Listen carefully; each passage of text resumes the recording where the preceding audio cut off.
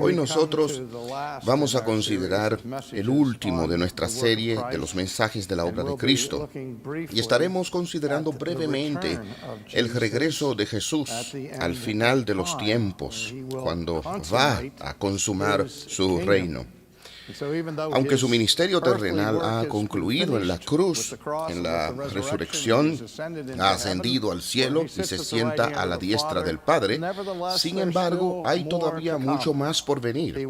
Él regresará otra vez al final de los tiempos o del tiempo para terminar la obra de su reino. Ahora, durante siglos, la Iglesia se ha referido al regreso de Jesús como la bendita esperanza. Yo quisiera comentar en eso brevemente.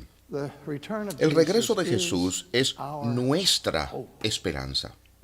Es algo que nosotros esperamos ver. Anhelamos ver, que no podemos esperar esa experiencia. Esas últimas palabras del Nuevo Testamento fueron las palabras: sí, ven, Señor Jesús.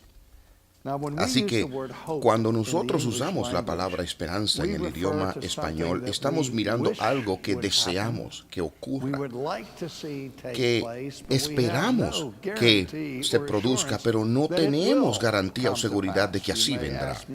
Usted pudiera preguntarme si quiero que un equipo de fútbol gane el Super Bowl. Bueno, yo diría, yo espero, pero no puedo apostar en eso. Pero en el Nuevo Testamento, la categoría en la palabra elpos en griego, que se traduce esperanza, no es algo que le falta certeza. La esperanza de la que el Nuevo Testamento habla se refiere a esas promesas en el futuro que Dios ha hecho, cuyo cumplimiento es absolutamente cierto. No hay duda sobre esto. Así que nosotros tenemos esta esperanza, y esta esperanza que ha sido dada por Dios, por el Espíritu Santo, no es una esperanza que nos va a decepcionar. A nadie decepcionará, sino que es una esperanza que nunca nos va a avergonzar. Y esta esperanza particular es bendición. Y es la bendita esperanza de la promesa del regreso de Jesús. Así que el Nuevo Testamento tiene mucho que decir sobre Jesús y su regreso futuro. No tenemos tiempo para un mensaje para mirar todos los aspectos conectados con esta, pero quisiera considerar por lo menos lo que Pablo le dice a los tesalonicenses sobre este asunto del regreso. Y quisiera considerar primero Primera Tesalonicenses capítulo 4, comenzando en el versículo 13, donde Pablo escribe estas palabras: pero no queremos, hermanos, que ignoréis acerca de los que duermen, para que no os entristezcáis como lo hacen los demás que no tienen esperanza. Porque si creemos que Jesús murió y resucitó, así también Dios traerá con Él a los que durmieron en Jesús. Por lo cual os decimos esto por la palabra del Señor, que nosotros, los que estemos vivos y que permanezcamos hasta la venida del Señor, no precederemos a los que durmieron. Pues el Señor mismo descenderá del cielo con voz de mando, con voz de arcángel y con la trompeta de Dios, y los muertos en Cristo se levantarán primero. Entonces nosotros, los que estemos vivos y que permanezcamos, seremos arrebatados juntamente con ellos en las nubes, al encuentro del Señor en el aire, y así estaremos con el Señor siempre. Por tanto, confortaos unos a otros con estas palabras. Eso es lo que acabo de leer aquí, es lo que Pablo enseña sobre lo que popularmente se le llama el rapto. Se refiere el rapto a la venida de Jesús y ese encuentro con Él en el cielo y los santos. Yo pienso que hay mucha mala información o confusión sobre este evento, pero hay ciertas cosas que debemos entender plenamente sobre el rapto. Lo primero que Jesús nos enseña aquí es: en su regreso, este será visible. Será un regreso corporal y será en triunfo. No va a venir en humildad, mansedumbre, como lo hizo en su primera venida, sino que en esta venida viene en triunfo, en poder, en la nube de gloria. Y su venida no será secreta, sino que será visible. Una vez más, si nosotros recordamos la última sección en el monte de la ascensión, cuando los ángeles hablaron a los discípulos, dijeron, el ángel dijo, hombres de Galilea, ¿por qué todavía siguen mirando al cielo? Este mismo Jesús que ha ascendido regresará de la misma manera. Así que nosotros esperamos un regreso visible, así como Él fue visible en la gloria Shekinah. Él regresará otra vez de manera visible en su nube de gloria. Y hay aquí una visión muy esparcida hoy en la iglesia sobre lo que Pablo habla aquí en Primera Tesalonicenses. Me refiero a la doctrina del rapto, en el cual la iglesia será levantada en el aire y allí de repente será sostenida durante 3 años y medio o 7 años durante el tiempo de la tribulación. Y entonces al final de ese periodo, Él regresará otra vez. Así que ustedes tienen 2 segundas venidas en ese punto. Y yo creo que ese es el resultado de una serie de malos entendidos de lo que Pablo realmente está describiendo aquí en Primera Tesalonicenses. He hablado con uno de los representantes que liderea esa escuela de pensamiento en nuestra cultura, en la iglesia hoy, que enseñan el rapto de la pretribulación. Y muchas personas están muy entusiasmadas con eso de que antes de que la iglesia sea sometida a persecución, una tribulación, la iglesia será evacuada en el tiempo del rapto para no estar en todo ese tiempo de aflicción y evitar el sufrimiento. Y cuando yo estaba hablando con ese líder, yo le dije, dime algo aquí. Yo no conozco un solo versículo en ningún lugar de la Biblia que enseñe de un rapto pretribulacional. ¿Pudieras tú decirme dónde encontrarlo? ¿Saben lo que me dijo? No, yo no puedo. Pero eso es lo que se me enseñó desde que yo era niño. Vamos a tomar nuestra teología de la Biblia y no de una lección de escuela dominical que alguien nos enseñó años y años atrás. Bueno, si Pablo estuviera hablando de un rapto secreto aquí, sería el secreto peor guardado en la historia, porque aquí él está describiendo el descenso de Jesús con el sonido de una gran trompeta y toda esa nube de gloria y todos los muertos en Cristo levantándose y todo ojo le verá. A nosotros se nos ha dicho esto una y otra vez. Otra vez, ¿dónde está el secreto? Esto es claramente visible, tan público como cualquier evento pudiera ser. ¿Qué es lo que está sucediendo aquí con este lenguaje de un rapto? Vamos a considerarlo otra vez. Pues el Señor mismo descenderá del cielo con voz de mando, con voz de arcángel, y con la trompeta de Dios, y los muertos en Cristo se levantarán primero. Entonces nosotros, los que estemos vivos y que permanezcamos, seremos arrebatados juntamente con ellos en las nubes al encuentro del Señor en el aire, y así estaremos con Él siempre. Ese es el propósito del levantamiento de los muertos. El rapto en el cielo no es desaparecer, es encontrarse con Jesús en su regreso. No nos está sacando del mundo para que estemos fuera del mundo. Él nos está levantando para participar con Él en su regreso triunfal. Si alguna vez han estado en París, uno de los monumentos más importantes de la ciudad es el Arco del Triunfo. The Arc de Triomphe. Si han estado en Roma, van a ver el Arco de Tito y otros arcos como ese repartidos de aquí o allá, alrededor del cual en un tiempo estuvo el Imperio Romano. Y aquí está el significado de esto. Cuando la legión romana era despachada desde Roma a un país extranjero en una campaña militar, una campaña de conquista.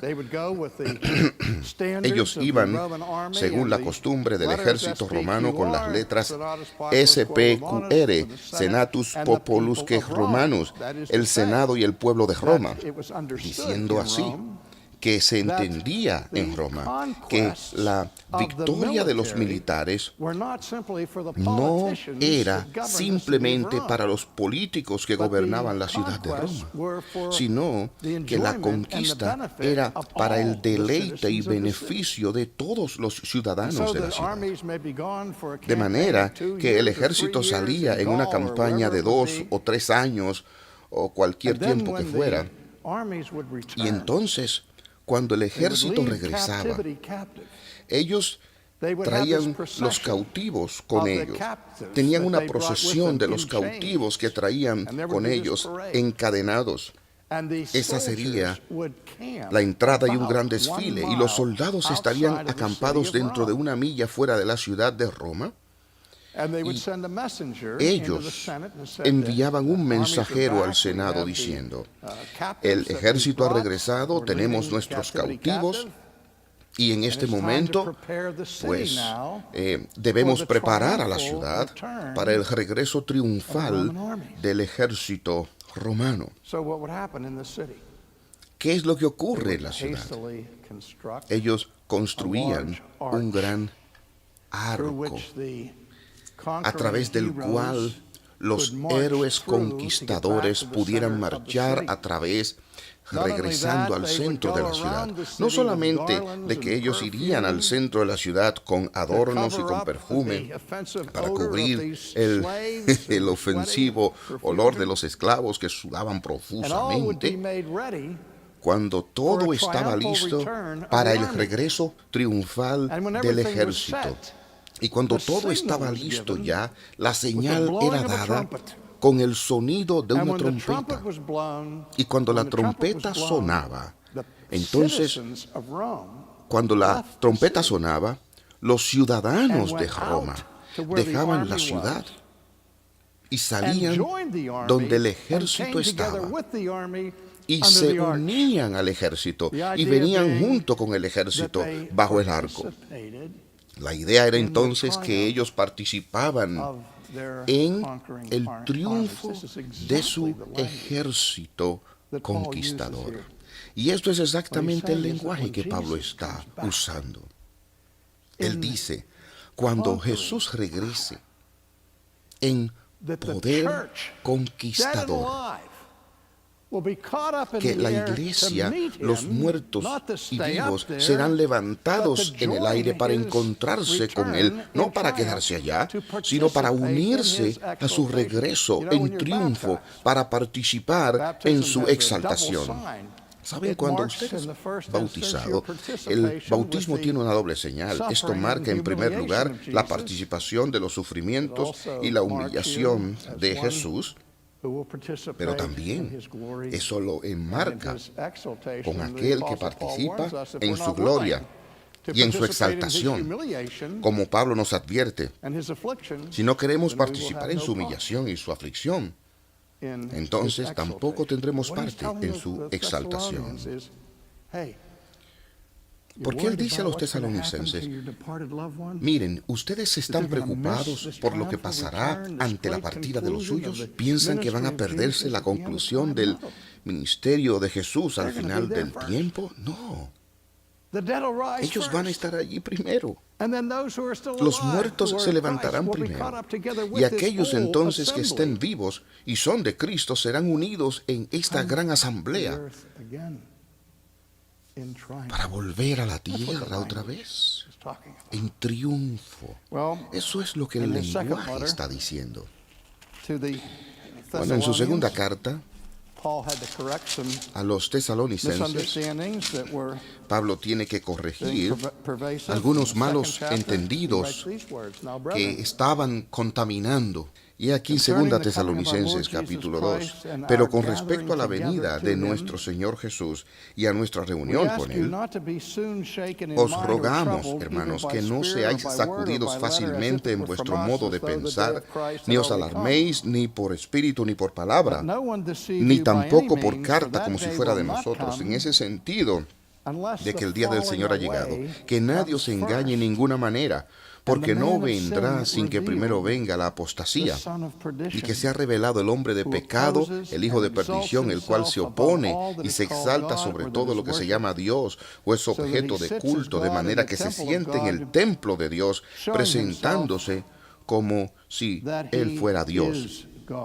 ¿No os acordáis que cuando yo estaba todavía con vosotros os decía esto? Y vosotros sabéis lo que lo detiene por ahora, para ser revelado a su debido tiempo, porque el misterio de la iniquidad ya está en acción, solo que aquel que por ahora lo detiene lo hará hasta que él mismo se ha quitado de en medio, y entonces será revelado ese inicuo, a quien el Señor matará con el espíritu de su boca y destruirá con el resplandor de su venida.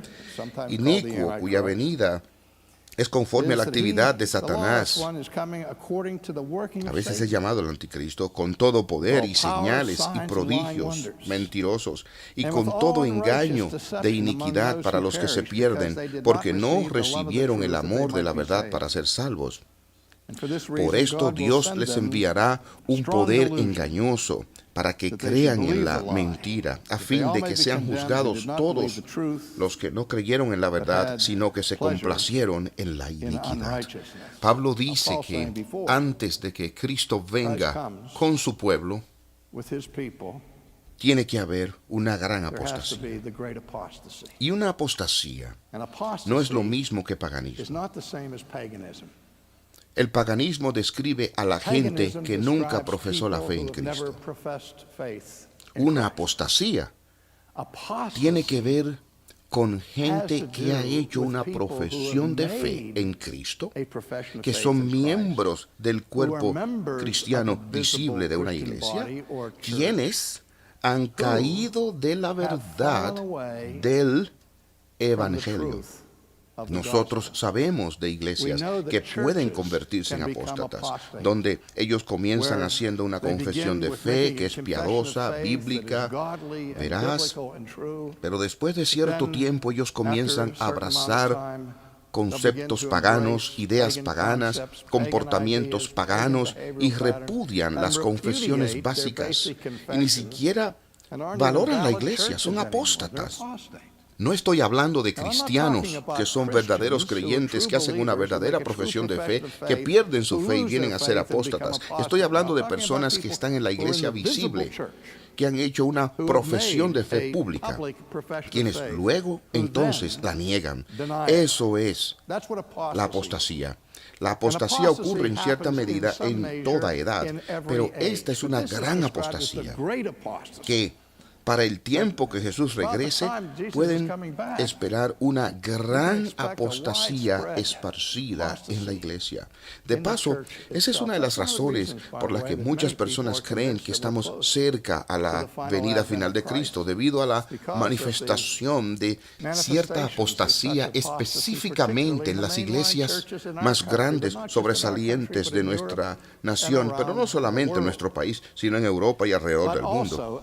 Pero también como parte de esta enseñanza, Pablo dice que nadie os engañe en ninguna manera, porque no vendrá sin que primero venga la apostasía y sea revelado el hombre de pecado, el hijo de perdición, el cual se opone y se exalta sobre todo lo que se llama Dios o es objeto de culto, de manera que se siente en el templo de Dios, presentándose como si fuera Dios. Aquí Pablo está describiendo lo que nosotros usualmente referimos como el anticristo. Y si consideramos ese concepto en el Nuevo Testamento, la idea de anticristo se refiere a alguien que es más que simplemente contra Cristo. En nuestro lenguaje, anti significa oponerse a o estar en contra. Pero en el uso griego de esta palabra significa estar en contra y un sustituto de.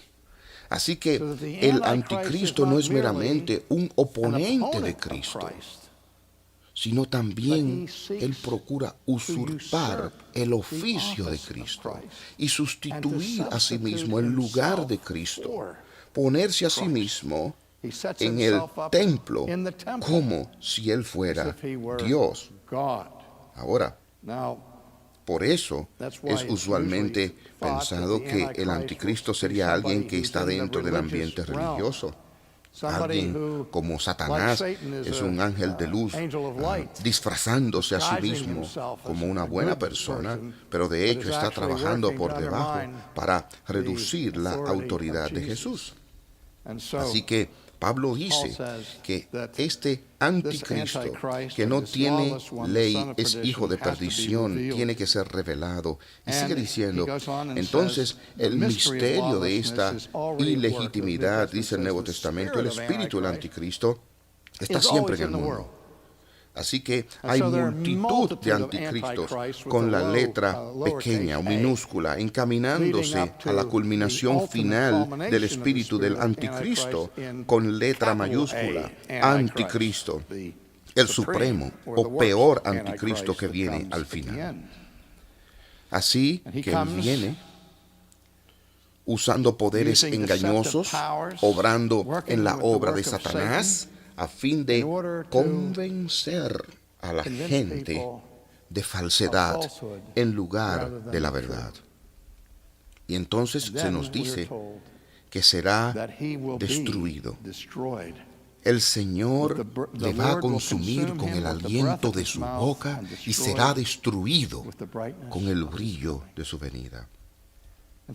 Así que nosotros no estamos esperando la segunda venida de Jesús, viniendo después de esta apostasía y la tribulación traída por el anticristo, porque es mientras el anticristo está aquí que Cristo viene y le destruye con el brillo de su gloria y con el aliento de su boca y con el poder de su palabra. Esta es la esperanza que tenemos, que no puede fracasar en su cumplimiento.